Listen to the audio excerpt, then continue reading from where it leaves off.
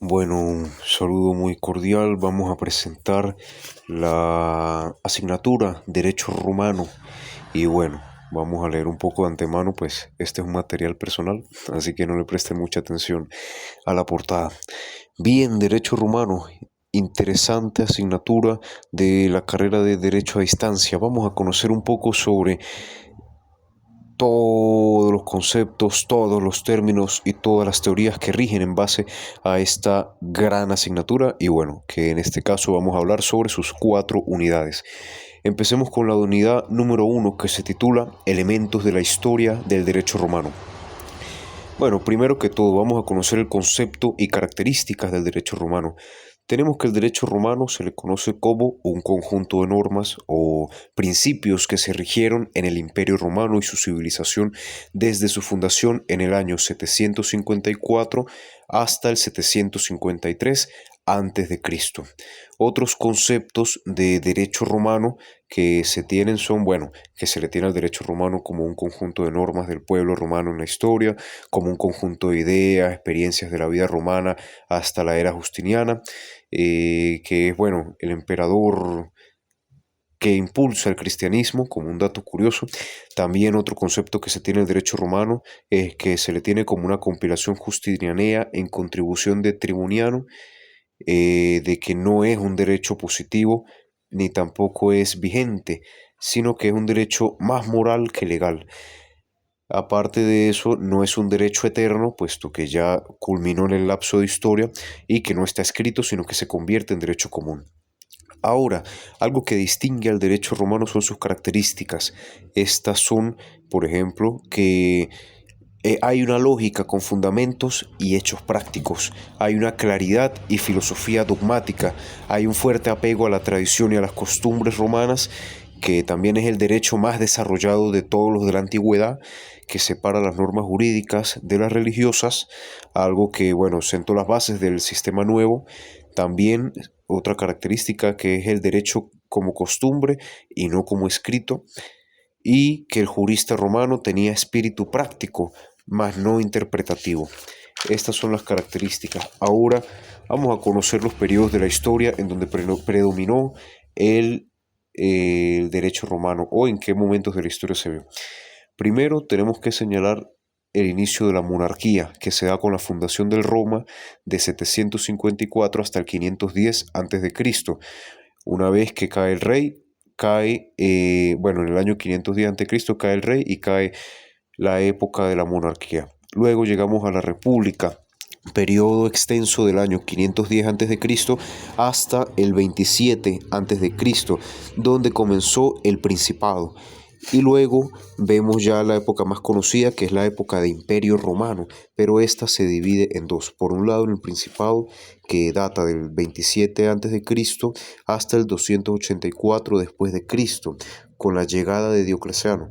Y con Diocleciano se da la llegada de la monarquía absoluta en el 284 después de Cristo hasta el 476 después de Cristo. Y bueno, aquí vemos el fin de Justiniano, que llegaría mucho tiempo después, hasta el 565 después de Cristo, que es donde finaliza lo que se le conoció como el derecho romano antiguo. Es decir, el imperio cayó como tal en el año 476, pero el derecho romano se puede decir que en cierto sentido se mantuvo vigente. Ahora, vamos a ver cuáles son los derechos que han sido trascendentales, ¿no? ¿Qué derechos han permanecido o evolucionado? ¿Qué derechos, pues bueno, trascendieron en la historia del sistema jurídico? Primero tenemos el derecho quiritario, que data del 754 hasta el 753 a.C.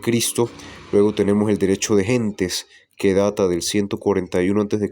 hasta el 235 después de Cristo, y el derecho heleno oriental helénico, que data del 305 hasta el 565 después de Cristo. Ahora vamos a ver el derecho romano en la formación jurídica actual.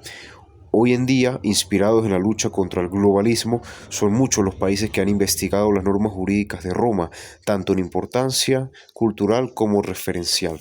Así vemos que hoy en día para buscar una autonomía jurídica, ¿verdad? Las naciones o los estados del mundo, las instituciones buscan estudiar el derecho romano para ver qué se puede adaptar hoy en día en la lucha contra, bueno, la globalización. Bueno, llegamos ahora el globalismo, mentira, globalización es otra cosa. Llegamos ahora a los conceptos generales en la doctrina romana. Primero, entre los conceptos más destacados, obviamente términos romanos, tenemos el ius. Ius se entendía como el derecho objetivo y subjetivo, ya que era un conjunto de normas y atribuciones. Y otro concepto bastante importante es el fas, que representa el derecho o las normas en el antiguo campo religioso. Bueno, vamos a ver ahora algunos preceptos del derecho como la tria iuris precepta, y es que algunos preceptos del derecho que se tiene es que son aquellas reglas prácticas dictadas para la convivencia social sin llegar a ser normas jurídicas o fundamentos. Por ejemplo, aquí encontramos el honeste vivere, que significa vivir honestamente, el alterum non laedere, que significa no dañar a otros, y el suum cuque tribuere, que significa dar a cada quien lo suyo. Bueno, vamos a ver ahora una clasificación romana del derecho. Tenemos el derecho público y derecho privado, que es la política y los derechos. Asimismo, en estos derechos tenemos el derecho civil, el derecho de gentes y el derecho natural, los cuales emanan por ejemplo, el derecho civil emana de las leyes de la ciudadanía de Roma, el derecho de gentes emana de las leyes extranjeras y el derecho natural, que viene siendo básicamente las normas morales. Otros destacados está el derecho honorario, que viene siendo las normas establecidas para los juristas, lo que hoy en día se puede entender como el derecho público por el cual se rigen los funcionarios, y el derecho objetivo y derecho subjetivo. El derecho objetivo son los principios generales y el derecho subjetivo se le tenía como los principios específicos. Y finalizamos con los derechos escritos y no escritos, en lo que es la clasificación romana del derecho. Ahora vamos a pasar a otro contenido, y es que vamos a hablar sobre los orígenes y la estructura primitiva de Roma. Empecemos a hablar primero de la prehistoria de Italia y la fundación de Civitas. Bueno, primero tenemos la leyenda de la fundación de Roma, con la llegada de Rómulo y Remo, quienes fundan la ciudad y gobiernan esta tras vencer a usurpadores que surgieron. Luego tenemos la estructura del Lacio, donde abundaba infinidad de etnias agrícolas como los galos, los vénetos, los latinos, los cilicianos, etc. Bueno, es interesante que la estructura de este periodo se dividía en tribus, en curias y en gens. Las tribus eran prácticamente la unión de tribus que formó más adelante el pueblo romano, es decir, las etnias. Luego las curias eran la división de las tribus bajo mismos cultos, es decir, estas se separaban por tradiciones, por religión, etc. Y el gens, que era prácticamente la división de las curias para responder a un gentilicio en sí mismo. Es decir, lo que hoy en día pudiésemos tener como municipalidades, distritos, ayuntamientos, etc. Sin embargo, hay distintas teorías sobre la naturaleza de la gens, cómo surgieron estas, y para eso tenemos a Niebuhr, quien señalaba que gens eran solo de carácter político, más no familiar. Otros como Fustel de Coulanges, que señalaba que las gens son formadas por familias naturales, y otros como Bonfante señalaba que la gens se les tenía como un grupo artificial, pero de naturaleza familiar.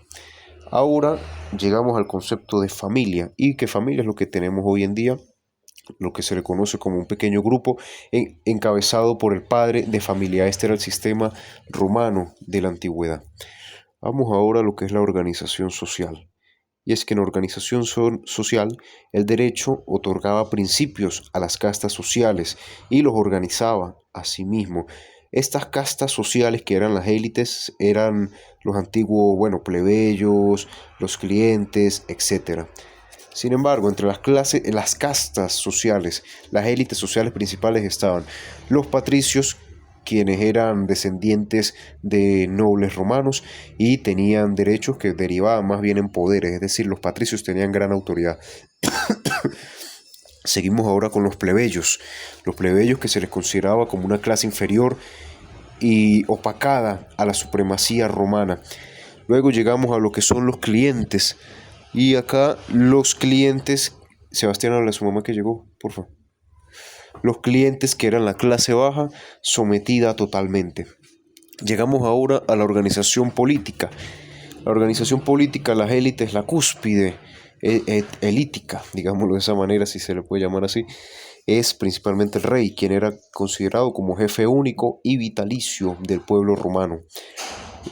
Habían otros cuerpos también auxiliares al rey, como la política y la milicia, la religión, quien se componía por los colegios sacerdotales, y el sector judicial. Bueno, llegamos ahora, y es que una de las principales atribuciones que tenía el rey era la política, los militares, religión e inclusive la propia justicia. Sin embargo, por debajo de este estaban los comicios, quien era un órgano del gobierno conformado por asambleas.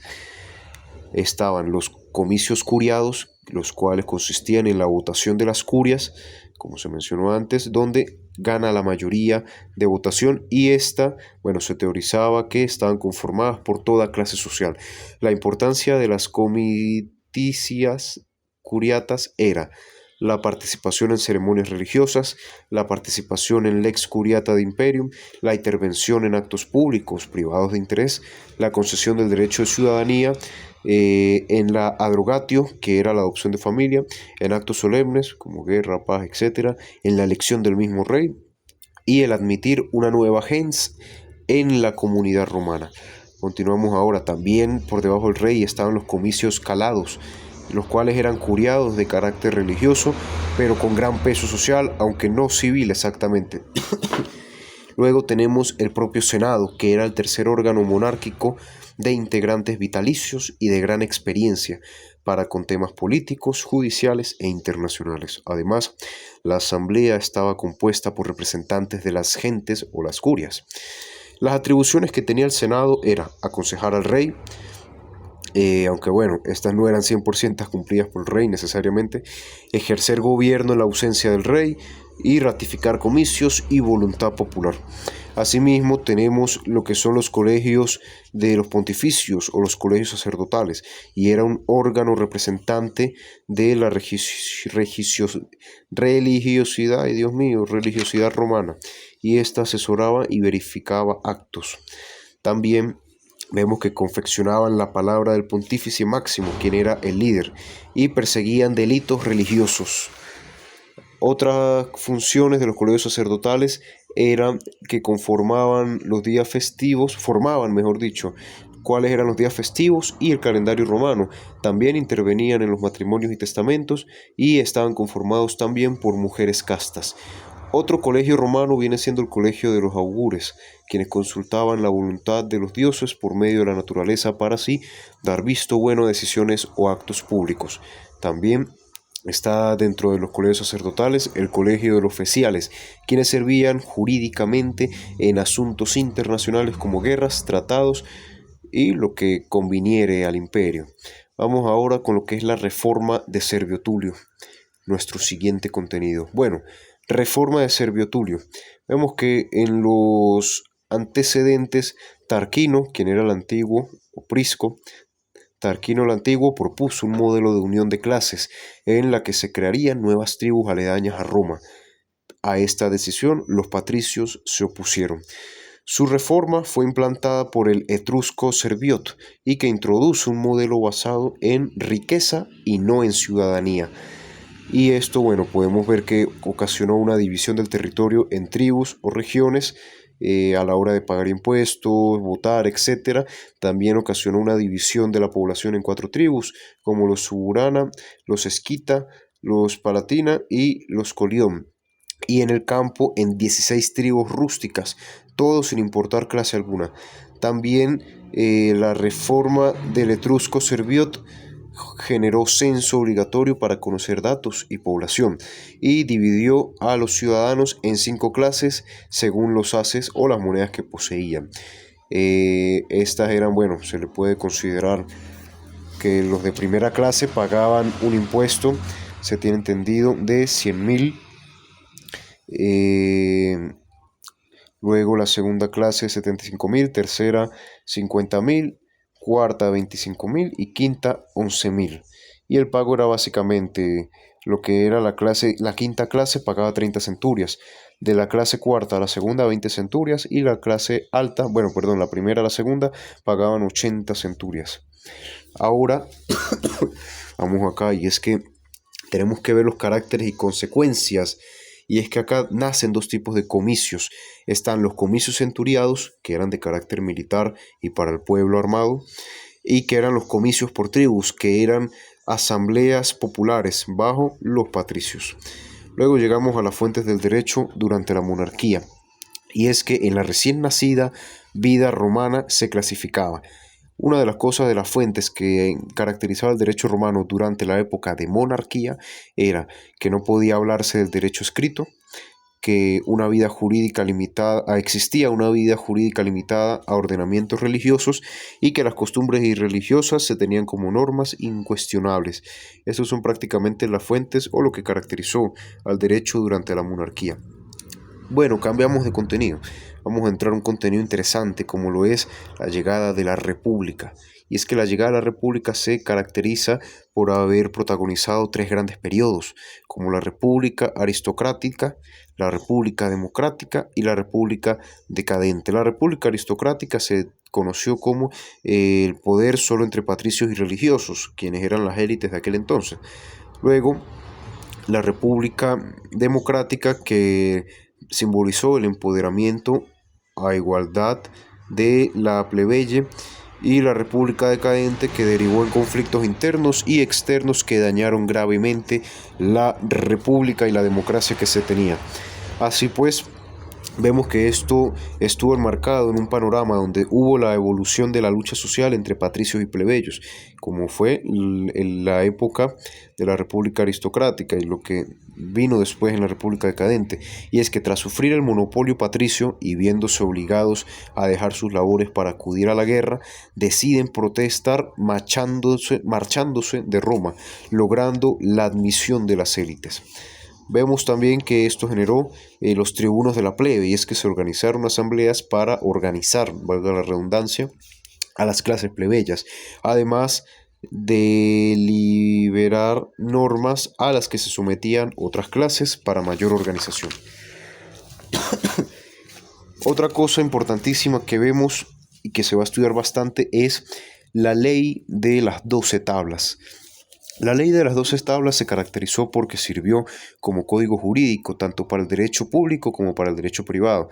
También porque emanó de preceptos sencillos y generales. Hubo una predominancia del formalismo para efectos jurídicos, cosa que no se tenía antes. Sentó también las bases de una rudeza y frialdad si no se cumplían las normas. Las tablas también eran de carácter práctico y moral, con fuerte esencia jurídica. Representó también imposición de sanciones ante los incumplimientos y demostró disposiciones para con la familia, propiedad, el derecho, etc. Vamos a ver las 12 tablas, cada una trataba sobre un tema distinto. Vamos a ver a qué hacía referencia cada una de las 12 tablas. Tabla número 1. De la comparencia ante el magistrado. Tabla número 2. De las instancias judiciales o juicios. Tabla número 3. De la ejecución en caso de confesión o condenación. Tabla número 4. Del derecho de patria potestad. Tabla número 5. De las herencias y tutelas. Tabla número 6. De la propiedad y de la posesión. Tabla número 7. Del derecho en cuanto a los edificios y heredados. Tabla número 8. De los delitos. Tabla número 9. Del derecho público. Tabla número 10. El derecho sagrado, el cual restringía actos como enterrar cuerpos en la ciudad. Tabla número 11. Contiene disposiciones aplicables a las primeras 5 tablas. Y finalmente la tabla número 12, que contiene preceptos jurídicos que se refieren a las 5 últimas. Para Tito Livio, las 12 tablas eran la fuente de todo derecho existente en Roma. Ahora vamos a ver los progresos sucesivos de la clase plebeya, y es que las tablas inculcaron un estado laico donde se propugnan deberes y derechos generales para toda Roma, esto tras la predominación de los pontífices, haciendo participante de la ciencia jurídica a todo romano con la oficialización de las leyes por escrito. Se logra así una igualdad más estable entre plebeyos y otras clases. Las Ahora cambiamos de contenido. Vamos ahora y llegamos al contenido de la magistratura republicana. La magistratura republicana era un conjunto de órganos públicos garantes de hacer cumplir la ley. Este se caracterizaba en las colegiadas, que las selectivas, las gratuitas, las anuales y las responsables, obviamente todas magistratura. La magistratura colegiala se encargaba de los miembros que tenían amplios poderes por separado, la magistratura electiva, que todos los magistrados eran elegidos, la magistratura gratuita, que no comportan remuneración por sus servicios, las magistraturas anuales, las cuales eran magistrados que duraban en su cargo un año, y las magistraturas responsables, que tras cerrar gestión responden su trabajo al pueblo. Bueno, llegamos ahora a lo que era la división de cómo se separaban las magistraturas. Estas se separaban en patricias y plebeyas antes del decreto de igualdad, y es que los plebeyos conformaban un tribunado de la plebe, los patricios conformaban un consulado, pretura, censura. Y bueno, llegamos a otras magistraturas como las mayores y menores. Las mayores tenían auspicios mayores, cónsul, sucesor, dictador, etc. Y las menores tenían auspicios menores, cuestor y edil curul.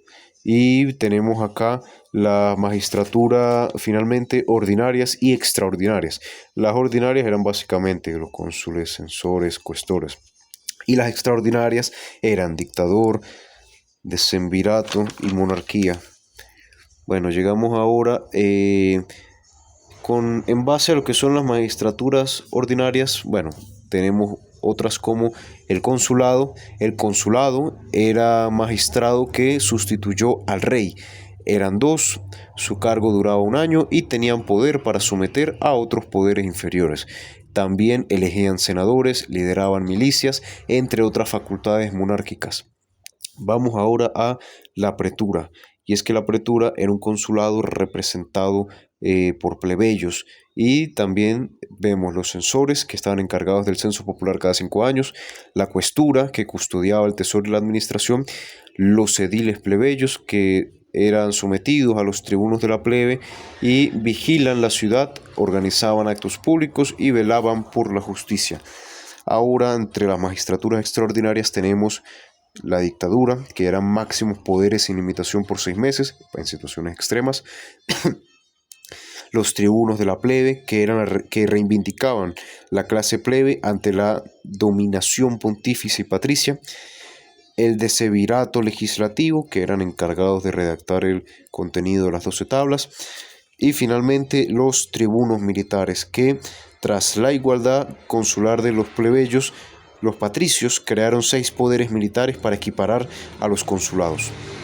Así llegamos vamos a ver qué es el Senado. Y es que el Senado seguía siendo poseedor de grandes poderes en materia de asesoramiento, administración, lideración, limitar otros órganos, e incluso tenía influencia en la esfera política y decisiones nacionales e internacionales. También tenemos los comicios, que eran centuriados y comicios por tribus. Los centuriados, que eran la elección de magistrados, leyes y prácticamente hacer la justicia. Y las tribus, bueno, que era la demostración Senado por tribus, que era la demostración de la voluntad popular. Esta, bueno, prácticamente si les parecía bien a los de arriba, los demás pues simplemente hacían caso, así de simple. Bueno, vamos a ver ahora cuáles son las fuentes del derecho durante la República.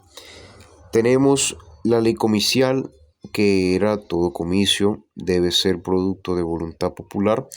Las fuentes de los plebiscitos, que eran las decisiones tomadas por los plebes. Las fuentes de los Senado consultos, que eran los comicios organizados por el Senado. Las fuentes de las respuestas de los juristas, que era se daba ante la apatía, ante moldes impuestos. el edicto de los magistrados que, bueno, hace tal cual, el derecho pretoriano y honorario, cuya fuente era el derecho moral actualizado, y la costumbre, cuya fuente es la historia y la cultura que se tenía heredada. Ahora llegamos al siguiente periodo, que es el fin de la República, ocurrida en el 509 a.C. El fin de la República sabe que se dio principalmente debido a una constitución obsoleta ante las nuevas necesidades del pueblo, y también que el gobierno derivó en el triunvirato, es decir, se separó en tres líderes. Y es que el primer triunvirato se conformó por Pompeyo, quien era un militar, Julio César, quien era un estadista, y Craso, quien era un capitalista, se encargaba del área de la capital. Ahora pasamos al siguiente contenido, y es que en el siguiente contenido tenemos formalmente el nacimiento del Imperio Romano, la cual es la tercera etapa en la historia política de Roma, y esta se dividió en dos épocas. Primero, la diarquía del 31 a.C. hasta el 284 después de Cristo, y era un poder compartido entre el príncipe y el senado. Luego tenemos la época del Bajo Imperio, y es que nace la figura del emperador y obtiene poderes absolutos. Tras la muerte de Teodosio se dividen en dos, occidentales y orientales, y es que en Occidente culmina con la invasión bárbara, y en Oriente culmina con la caída de Constantinopla por los turcos, lo que hoy se conoce como Estambul. Bueno, aquí se caracterizaron los siguientes poderes: el poder consular, que eran los ejércitos; poder sensorial, que era la capacidad de elegir senadores; el poder pretorial, que era administrar justicia; el poder preconsular, que era gobernar provincias; potestad tribunicia, que era protección bajo santidad; y pontífice máximo, que era el prestigio como intérprete de la ley. Así pues, vemos ahora cuál era la organización política que había. Por encima de todo estaba el príncipe. Aquí se tiene Augustus o César Octavio. También está, además del príncipe, la magistratura republicana, ya que éstas pierden poder bajo el imperio, y los funcionarios imperiales, que eran representantes del emperador. Así pues, vemos el cuerpo jurídico de entonces, o los famosos praefectus, los cuales eran la ciudad, el ejército, los bomberos, el tesoro, alimentos y el consejo imperial. Así se componía el gobierno antiguamente, bajo esta época del Bajo Imperio. Bueno, continuamos ahora. Tenemos dos comicios, que era la decadencia tras la caída de la República y el Senado, los cuales aumentaban poderes gracias a Augusto. Vemos también lo que fue una creación de normas jurídicas, también llamado los senadoconsultos, la elección de las antiguas magistraturas republicanas y penas y sanciones por delito. También vemos una organización social, y es que a la máxima jerarquía se encontraban los funcionarios nuevos y los grandes comerciantes. Luego le sigue la clase senatorial, los militares. Se leen la Constitución de Diocleciano y Constantino. Ahora llegamos a la reforma constitucional de Diocleciano y Constantino.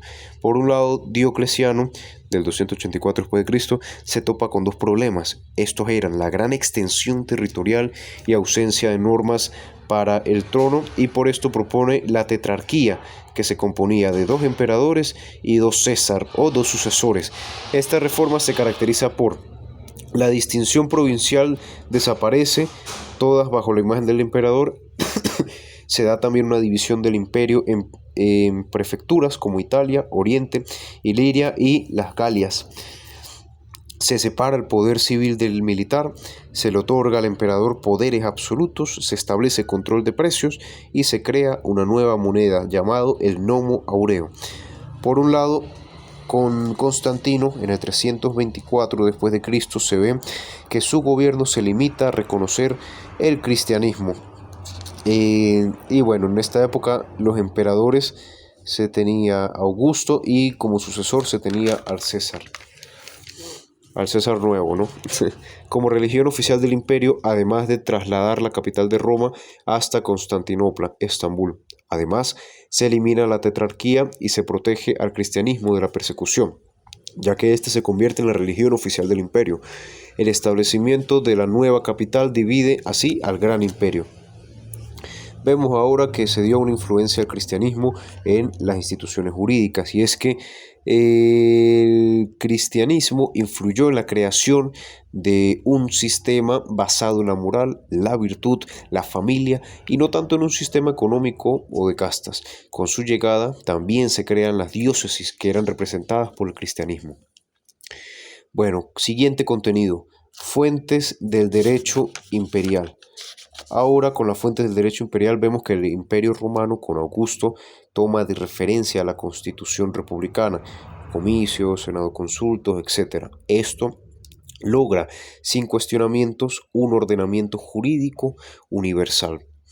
También vemos lo que son la legislación comicial, y es que para escoger ciertas reformas estuvo la Lex Lulia de Miriandatis Ordinubis, la Lex Lulia de Alteris, y bueno, vamos ahora a los senados consultos, que eran las facultades legislativas y pasaron a manos del Senado, o la voluntad del emperador, o bueno, se adaptaba el Senado a la voluntad del emperador.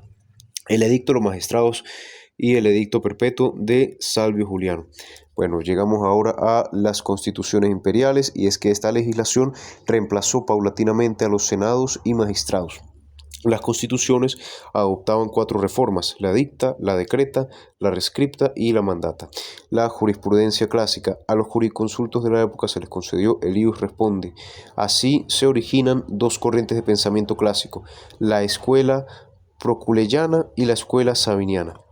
La ley de citas, que era la ley de los muertos, fue una constitución imperial de Valentiniano III y Teodosio II del 426, en la que se referenciaba el cómo debía interpretarse las citas de los autores clásicos para hacer las leyes. Bueno, siguiente contenido, ya finalizando con la unidad 1. El siguiente contenido está: las complicaciones anterior a Justiniano, y es que el jurista Papirio Justo colecciona algunas constituciones imperiales para así comprender mejor el derecho y estudiarlo. Esto sale a la luz para que se den nuevas reinterpretaciones. Bueno, tenemos entonces la Lex Romana Uisogoterum, la Lex Romana Burgendionum y el Edictum Theodorici.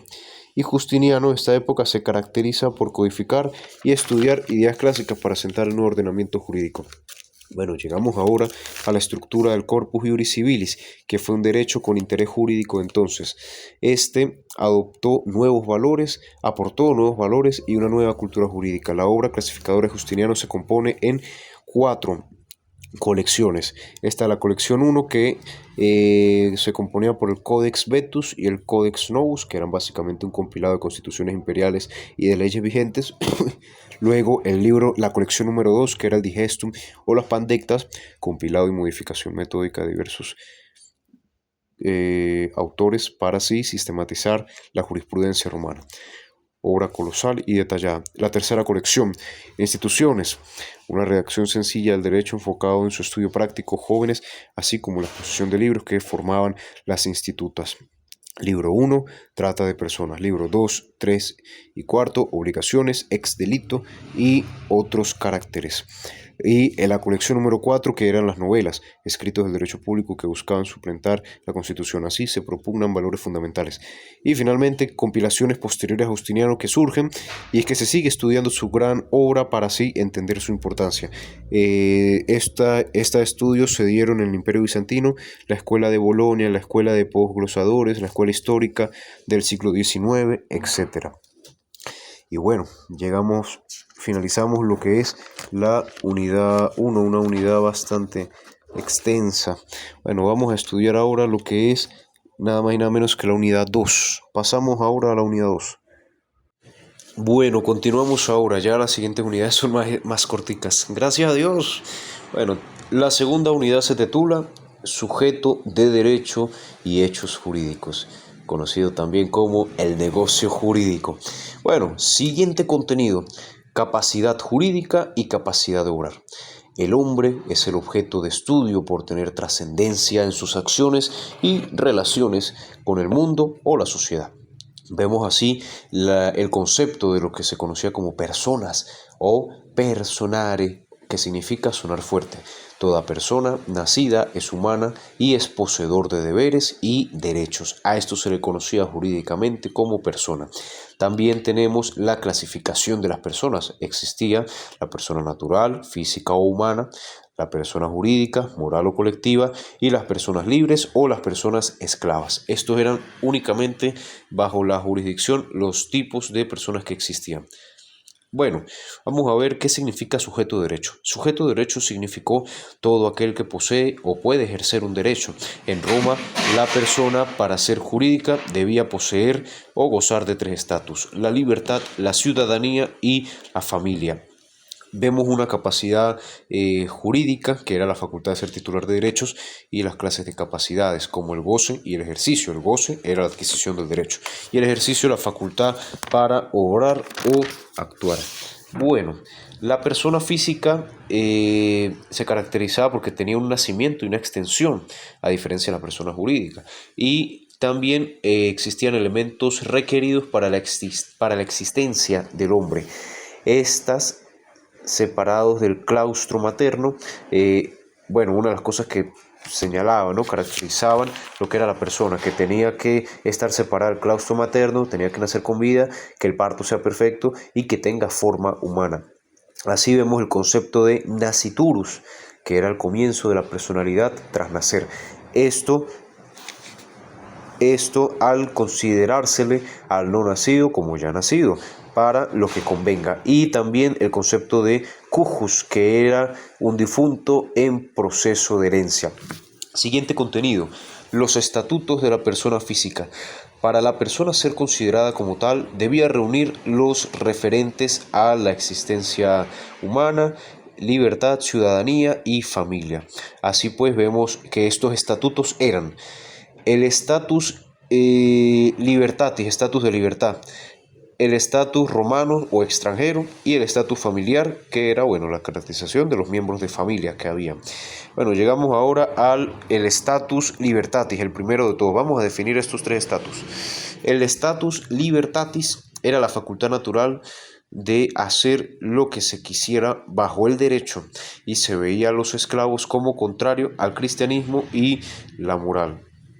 También las fuentes de la esclavitud que se tenía era primero por nacimiento. Un esclavo se le consideraba como tal si era hijo de un prisionero de guerra o pueblos sometidos, o si eran estos mismos, y se impuso a quienes no hacían el servicio militar, a los ladrones que eran atrapados o a los condenados. También vemos el ingenuo y libertas, que eran nunca esclavos, salidos de esclavitud, perdón. Bueno, los ingenuos, bueno, los que nunca fueron esclavos, y los libertas, los que habían salido de esclavitud. Los modos de adquirir la libertad eran: si el esclavo enfermo era abandonado; si la esclava, bueno, se le consideraba como prostituta; si se denunciaba quién mató a su dueño; y si se denunciaba falsificación de funcionarios, etc. Bueno, vamos ahora con las manumisiones, y es que renuncia del dueño para con su esclavo. Las manumisiones era cuando el dueño renunciaba a su esclavo, y las formas civiles para manumitir eran 3, según el derecho primitivo. Una era la manumisión por vindictia, la manumisión por inscripción en censo o la manumisión por testamento. Y también habían otras formas no formales para manutir, que eran las pretorianas. Estas eran el manumicio inter amicus, per epistolam, per codicilium y per mensam. Los efectos jurídicos de las formas de manutir era: el liberto, en algunos casos, no se hacía con todos los derechos. Además, se le reinsertaba en la sociedad bajo ciertas condiciones. Las restricciones legales o la facultad de manumitir se daban por causas políticas, raciales o por mala conducta. También llegamos al status civilatis, que era el estatus o la facultad del ciudadano romano con plenitud de estatus, que gozaba de sus derechos públicos privados, así como los peregrinos, por ejemplo. La Constitución de Antonio Caracalla se le otorgó condición de ciudadanos a todos los súbditos del imperio, excepto a los dedicticios. Bueno, llegamos ahora a lo que es la capitis deminutio, que era la pérdida o disminución de la capacidad jurídica de los hombres ante la ley. Estas eran la capitis deminutio máxima, que era la pérdida absoluta de esclavitud, la capitis deminutio media, que era la disminución de algunos derechos, y la capitis deminutio minima, que era la disminución puntual. También la persona jurídica solía verse reflejada en asociaciones, fundaciones, gremios, municipalidades, colectivos con intereses, etc. Todo esto era la persona jurídica. Similar a lo que tenemos hoy en día, las personas jurídicas públicas eran reguladas por el derecho público y las personas jurídicas privadas eran reguladas por el derecho privado. Siguiente contenido: los hechos jurídicos. En un acontecimiento dependiente o independientemente de la voluntad humana, en cuanto simboliza el nacimiento, modificación o extinción de algunas relaciones jurídicas, hecho que engendra consecuencias jurídicas, vemos que había una clasificación de los hechos jurídicos. Los hechos jurídicos en sentido propio, que eran acontecimientos libres de acción humana; los hechos jurídicos voluntarios, que eran hechos producto de la acción humana; hechos naturales, la voluntad natural del hombre, muerte, etc.; hechos jurídicos humanos, donde interviene el hombre y crea efectos. Y bueno, estos efectos pueden ser los actos lícitos o los actos ilícitos, los hechos en conformidad al derecho vigente y los hechos sin la responsabilidad o verificación legal. Así pues, llegamos ahora a los elementos de acto ilícito, como la violación de un precepto jurídico, la voluntariedad del acto, lo cual constituye la culpa, la lesión de un derecho ajeno, daño. El mismo concepto de culpa, que era la culpa se consideraba como un descuido en la conducta, caracterizado por acción u omisión. Asimismo, la culpa se caracterizaba por varias divisiones, como la culpa contractual, que era producto de relación con el afectado; la culpa extracontractual, culpa necesaria en todo acto lícito; culpa grave, negligencia extraordinaria; culpa leve, falta de atención y responsabilidad parcial; culpa levísima, pequeño percance; y culpa levis in abstracto o culpa levis en concreto. Vemos también el concepto de daño, y es que daño se denominaba a la lesión a un derecho, propiedad o valor de la persona, y los tipos de daño eran el daño positivo, que se paga con disminución del patrimonio; el daño negativo y el daño moral. Los efectos del acto ilícito, los efectos del acto lícito era el resarcimiento del daño. Siempre el efecto es la obligación de indemnizar, así como padecer la pena privada y pública. La responsabilidad siempre en base a lo que convenga. También el negocio jurídico, que era la manifestación o acuerdo legal con el fin de lograr algo permitido y protegido por la ley. Esto se divide en los principios generales relativos a la voluntad de los negocios, que el sujeto pueda ser voluntario en su acto, que quiera realizarlo y que manifiesten su voluntad. Bueno, esto van ligados a las fuentes de la capacidad de obrar, a los principios de la capacidad de obrar, de la abolición efectiva, es decir, que el sujeto quiera, y la manifestación de la voluntad o la declaración del acto. Llegamos ahora a lo que es la clasificación. Bueno, siguiente contenido: clasificación de los elementos del negocio jurídico. Estos elementos esenciales eran la capacidad de las partes, el consentimiento, el objeto y la causa. Básicamente, tenemos ahora los elementos naturales, que eran los elementos que se entienden o existen; los elementos accidentales, que eran los añadidos por las partes. Y bueno, eso básicamente. Ahora vamos a ver la clasificación de los negocios jurídicos, y es que los negocios unilaterales y bilaterales eran los siguientes. Unilaterales eran el interés de una parte; bilateral era cuando había la voluntad de dos o más partes. Los negocios formales, quienes eran los solemnes y no formales, o los no solemnes; y la validez u observancia específica del hecho, la manifestación de voluntad no limitada por protocolo.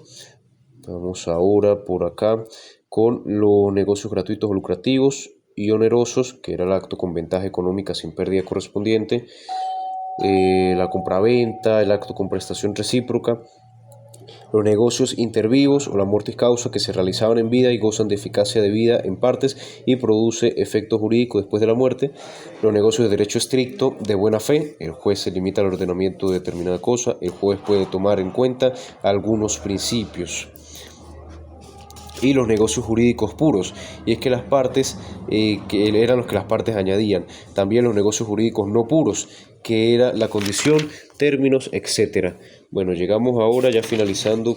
No, todavía queda una hoja. La manifestación de la voluntad por medio de otros. El nuntius era el concepto cuya denominación era un enviado para manifestación ajena o propia, otro formato más moderno que es el de la asistencia. También tenemos los elementos accidentales del negocio jurídico, que se introducen a fin de modificar la fisonomía del acto bajo la condición, el término y el modo. También llegamos a la condición, que era el acontecimiento o hecho futuro, la declaración accesoria, hecho en vías de cumplirse, que será posible el acontecimiento, la incertidumbre, el nacimiento o extinción del derecho. También la condición suspensiva paraliza los efectos del negocio, la resolutoria, que depende de la resolución del hecho jurídico. El concepto del 10 o término, que era el hecho futuro no incierto del que comenzar a cesar los efectos de un negocio jurídico. El concepto de modo, que era la imposición para efectos del hecho, y sus efectos eran: se demanda la revocación de libertad si se incumple el modo, si no se cumple la demanda hasta que se asuma. La invalidez de los negocios jurídicos, que era cuando la ley, ordenamiento, no le confiere ninguna naturaleza, o si no se cumple, su fórmula o procesos, y es que hay dos figuras: la nulidad sin garantías jurídicas, sin efectos jurídicos; la anulabilidad, el poder de anular bajo fundamento; causas de invalidez, capacidad de obrar del sujeto, capacidad de disponer del objeto; manifestación exterior y voluntad, que le acusa el negocio sea lícito. Los vicios de la voluntad: vicios conscientes, conocidos y queridos por el sujeto; vicios inconscientes, faltas no conocidas o queridas; el error, ignorancia de una norma jurídica derivada; el error de derecho, falsa noción sobre la norma; error de hecho recae sobre elementos esenciales. Este último se divide en error sustancial o accidental. Y las clases de dolo eran bueno, malo, causante o accidental. Y también estaba la violencia física o la violencia moral. Así culminamos lo que es la sesión 2. Bueno, vamos a ver la unidad 3, que eran los derechos reales o el derecho romano. Primero, tenemos los derechos reales, que eran la relación inmediata y directa entre una persona y una cosa, sin intervención de un titular o tercero. También elementos del derecho real, que era el sujeto activo o titular, y es quien posee el derecho real. El sujeto pasivo, cosa sobre la cual se establece la relación, cosa o pueblo. En el derecho real, la sociedad es pasiva ante la ley. También tenemos los caracteres, que eran los siguientes. Primero, todos los no titulares tienen el deber de guardar respeto. Los derechos reales se obtienen mediante la enajenación o adquisición. También no se extinguen por no usarlos. Son preferentes, es decir, el titular no tiene nada que temer. El número de derechos reales es limitado, en razón de que solo son creados por la ley. También vamos ahora a ver el concepto, la definición de la cosa o la res. Es todo lo que puede ser objeto de derechos patrimoniales de alguien. Y aquí está la clasificación de las cosas, que es la res extra commemortium y res extra commercium. Commercium y intracommercium, extracommercium e intracommercium. La res extracommercium eran las cosas divinas y humanas.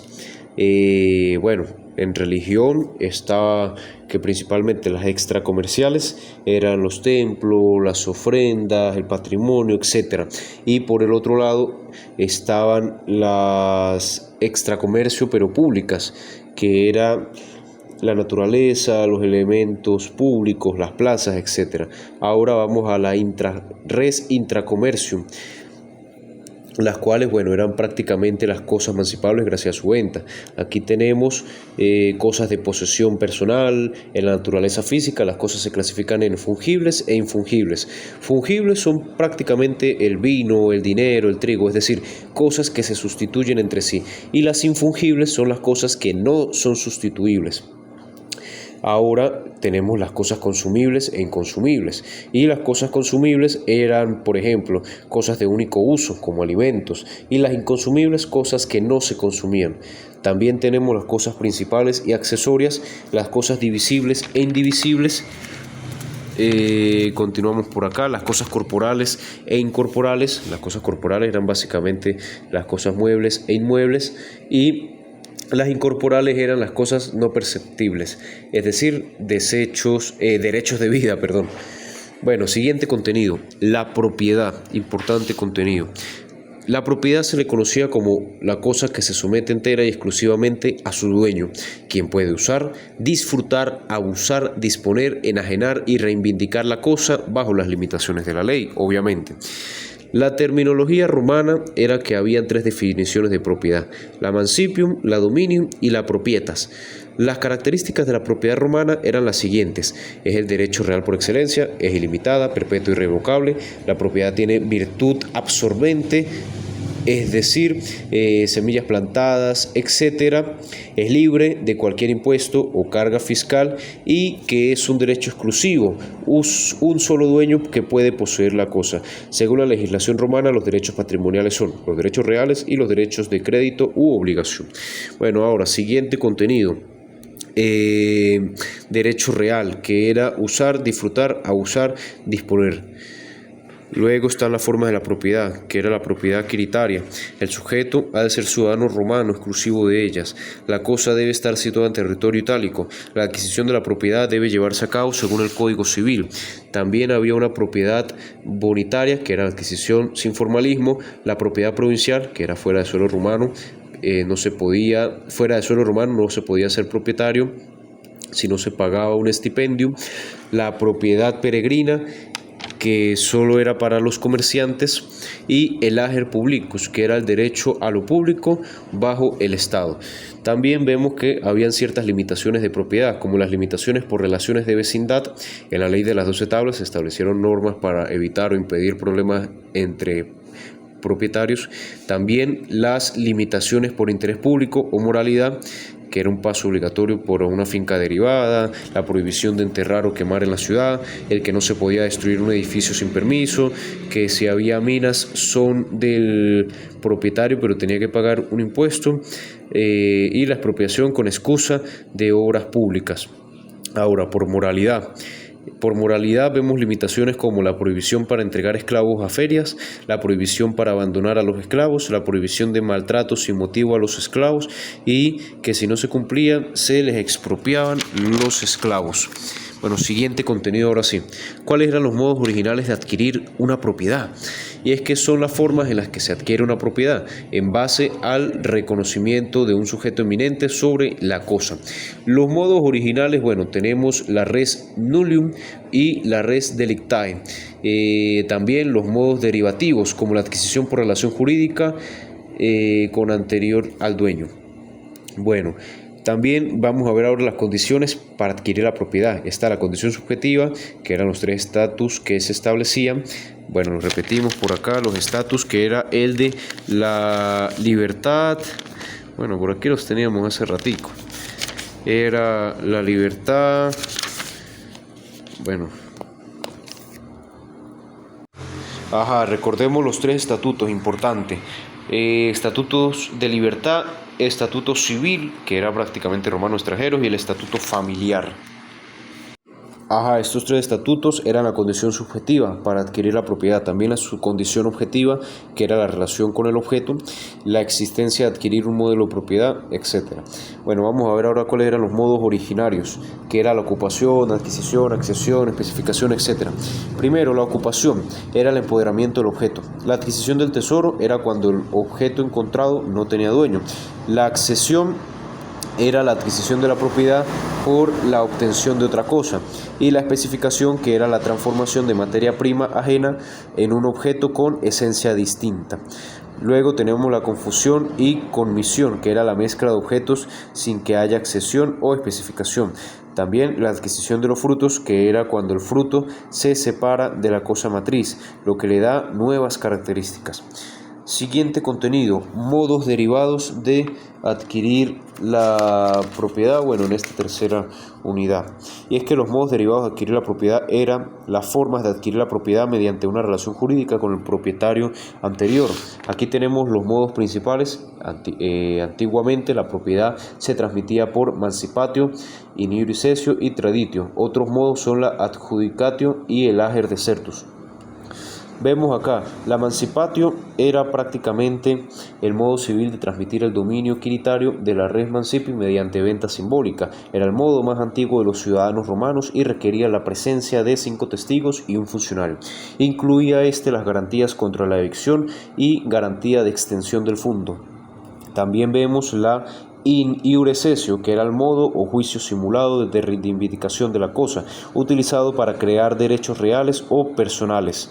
Acá, bueno, tenemos por ejemplo modo juicio simulado de reivindicación de la cosa, utilizado para crear derechos reales o personales. El comprador demandaba al vendedor ficticiamente y el magistrado adjudicaba la cosa del demandante cuando éste no contestaba.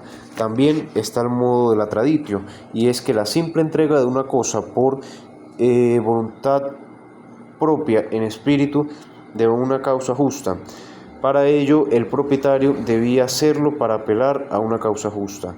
Entre los tipos de entrega incluía la traditio simbólica, la longa manu, la brevi manu y la constitune posesiones. Otro modo de adquisición era la adjudicación, que era la propiedad por sentencia de un juez, el ager desertus, que eran los terrenos abandonados por fronteras, por ejemplo. Y bueno, vamos a cambiar ahora de tema. Pasamos ahora a la usucación.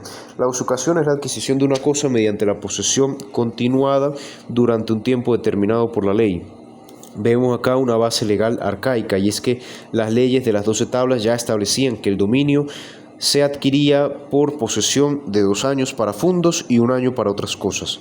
Vamos a ver el desarrollo histórico, y es que en el desarrollo histórico tenemos varios derechos, como el derecho quiritario o el derecho civil, el cual era exclusivo para los ciudadanos romanos y solo requería el transcurso del tiempo y el apoderamiento y el uso de la cosa. También el derecho honorario o imperial, que se introdujo, también el derecho justiniano, que era la fusión de la usucapion y la prescription longi temporis, y también, bueno, eso principalmente. Ahora vamos a ver los requisitos en el derecho justiniano. Para adquirir una propiedad en el derecho justiniano se podía lograr esto mediante la usucapion de esta época, como la capacidad de la cosa, la justa causa, la buena fe, la posesión, el tiempo, entre otros conceptos. Ahora vamos a ver qué era el praescripto longissimi temporis, que permite la adquisición de la propiedad por 30 años. También la pérdida de la propiedad, y es que se pierde por diversas causas, como la destrucción de la cosa o el abandono. Siguiente contenido: posesión en derecho romano. La posesión en el derecho romano es la relación jurídica que le permite a una persona hacerse con el dominio de algo, independientemente de si posee o no la propiedad legal desde el principio. Se vincula el ager publicus o tierras en entorno a la necesidad de otorgar tutela jurídica a quienes las ocupaban, pese a no poseer acción por parte de los propietarios. La posesión requiere 2 elementos esenciales, que son el corpus, que era el control físico inmediato sobre la cosa, el animus, que era la intención de tener la cosa para sí, la possessio naturalis, la possessio civilis, la possessio justa o injusta, la buena fe y la mala fe, como se explicó hace un momento. Ahora vamos a ver la defensa, y es que el pretor protegía la posesión mediante interdictos, que eran órdenes rápidas para proteger el hecho o posibilidad de la posesión. Ahora, ya finalizando, tenemos la interdicta retindae possession en caso de perturbación, la interdicta recuperandae possession, que era en caso de despojo. Ahora vamos a ver los efectos jurídicos, que era la posesión que permitía adquirir la propiedad por usucapion al poseedor de buena fe, que adquiría los frutos y jugaba un papel importante en los procesos reivindicativos. También la cuasiposesión, que se admitió la posesión de derechos como el usufructo o las servidumbres prediales. Bueno, vamos a ver ahora el último contenido de nuestro tema número 3, y es que estamos acá ahora con derechos reales sobre cosa ajena, los cuales restringen el ejercicio pleno de la propiedad y nacieron como una necesidad en la actividad agrícola romana. Son derechos reales sobre cosa ajena que imponen a un predio la prestación de servicios en favor de otro predio o persona. Estos se dividen en reales y en personales. Vemos también, esto emanado por parte de las servidumbres. Vemos también ahora cuáles son los principios generales de la servidumbre. Primero, el que no se puede tener una servidumbre sobre una cosa propia. También que la obligación del propietario del fondo sirviente es negativa, como tolerar o abstenerse. Otras características son indivisibles y requieren fondos vecinos y deben proporcionar una utilidad y son inalienables. Ahora vamos a ver los tipos y la extinción. Los tipos y la extensión. Bueno, está la servidumbre prediales, que se clasificaban en rústicas, paso, acueducto, y urbanas como desagüe, apoyo de edificios, luces y vistas. También la constitución y extinción, que se constituían por mancipatio, legado, etc. Se extinguen por destrucción del objeto, renuncia, no uso o confusión. Ahora vamos a ver la protección, y es la acción típica para su protección, que era el actio confessoria. Ahora vamos a ver el usufructo y otras servidumbres personales. Vamos a ver, número 1, usufructo. El derecho de usar y disfrutar la cosa de otro sin alterar su sustancia. Se extingue por muerte del titular, tiempo fijado, no uso o consolidación. Y finalmente el uso, la habitación y operae servorum, que era la habitación, derecho a ocupar una casa que puede rentarse, y operae servorum, que era aprovechar el trabajo de los esclavos. Bueno, y finalizamos con la unidad 4. Esta unidad pues ya vimos prácticamente parte de la misma en una evaluación, que es sobre derechos de créditos u obligaciones. Empezamos rápidamente porque esto ya lo vimos, que es la evolución histórica de la obligación. En la época el vínculo obligacional era de carácter corporal, se pagaba con esclavitud, esto porque esto lo amparaba la tabla número 2, y antes la obligación se tenía como castigo. Después en la tabla número 3, con la ley de talión, se establece que no se le puede hacer daño mayor a la víctima que el daño que ya se había causado. Luego llega la famosa Lex Poetelia Papiria, que habla de que se afecta solamente al patrimonio del deudor para proteger así el cuerpo de la otra persona. Y después se crean las institutas para proteger el patrimonio y su formalidad, estableciendo el pago por partes. Luego llegarían los curadores, la burocracia, etcétera, hasta derivar en las leyes que tenemos hoy en día. Bueno, las nociones generales, nociones según sujeto, objeto y eficacia jurídica. Y es que las obligaciones según el sujeto se refiere a la pluralidad de acreedores o deudores. Esto es un tema que ya lo habíamos visto. Si está el sujeto fijo, que era prácticamente el mismo de inicio a fin de juicio, al fin de la obligación. Estamos hablando acá de obligaciones o derechos reales. El sujeto variable, que puede cambiar según la propiedad. Los parciales, que pueden existir múltiples obligaciones divididas en tales, etc. Vemos ahora las obligaciones según su objeto, las obligaciones según su eficacia jurídica. Bueno, todo esto de la mano. La fuente de las obligaciones solidarias eran los contratos, testamentos, delitos, la ley, los cuasidelitos, etc. Luego, la extinción de las obligaciones solidarias y recursos de regreso, que se extinguen total o parcialmente.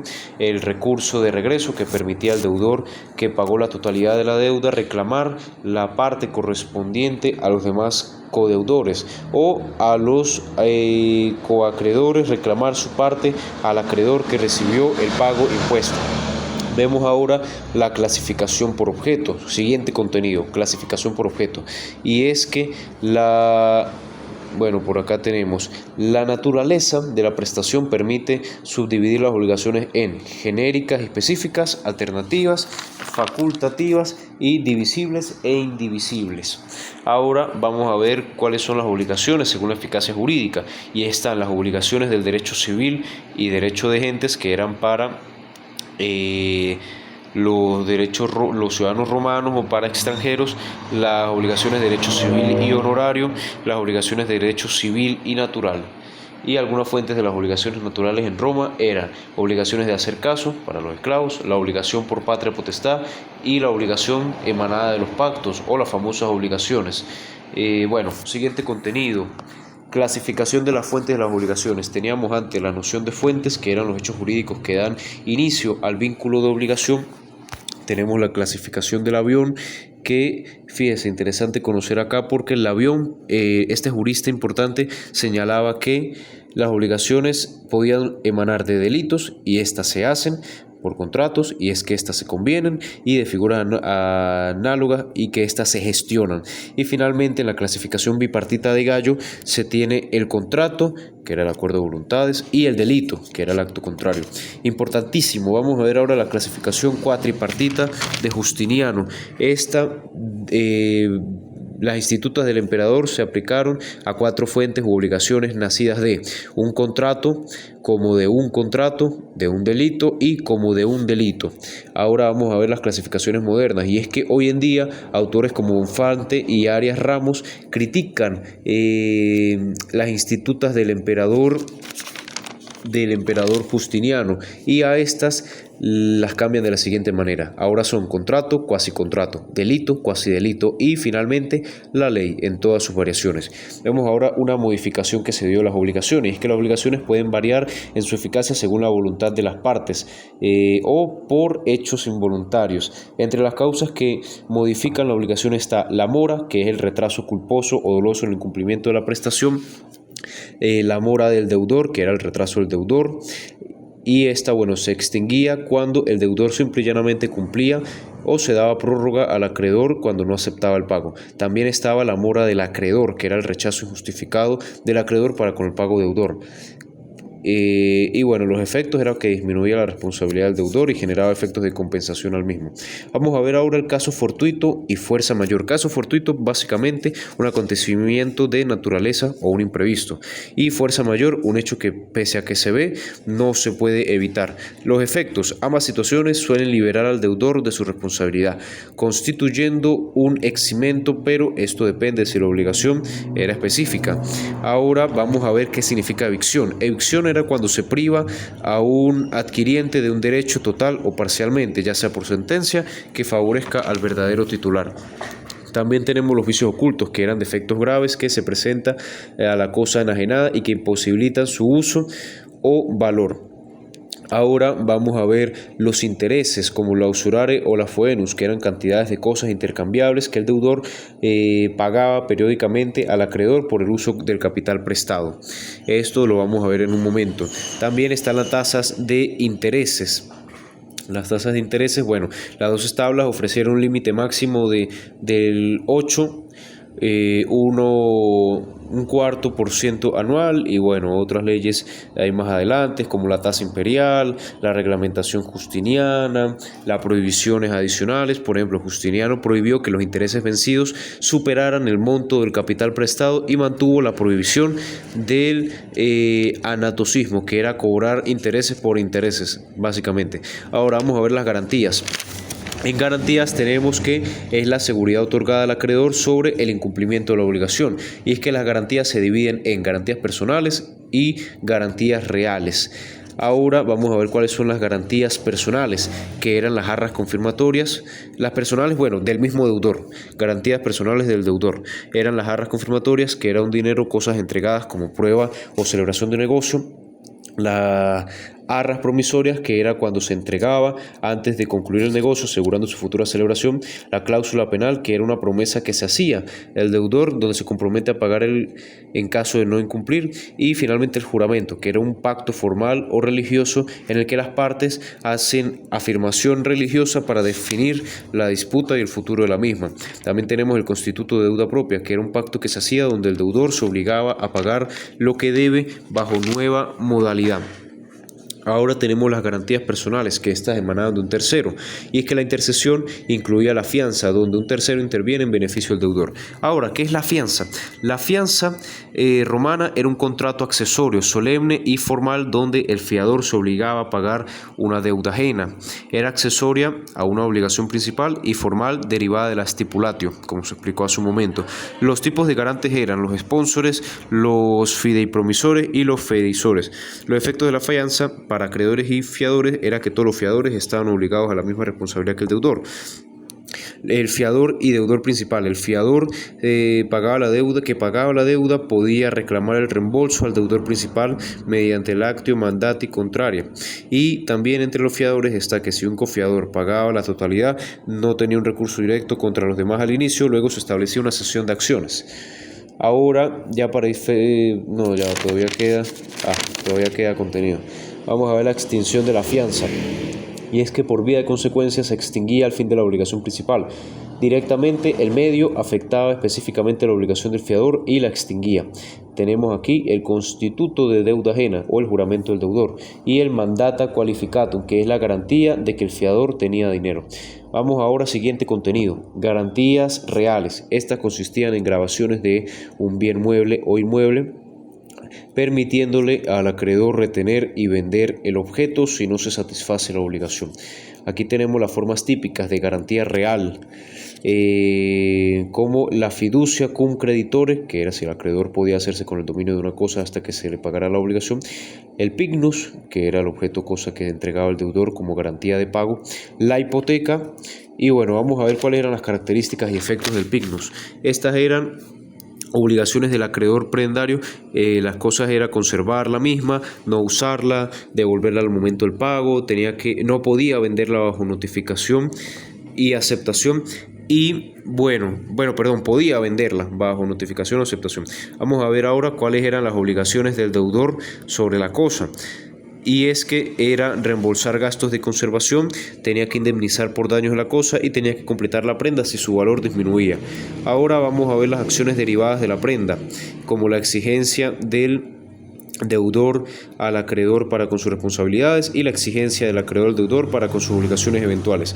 La hipoteca surge como un perfeccionamiento de la prenda, permitiéndole al deudor retener la posesión del bien grabado. Básicamente es un bien mueble o inmueble que está como garantía, pero que sigue bajo administración del deudor.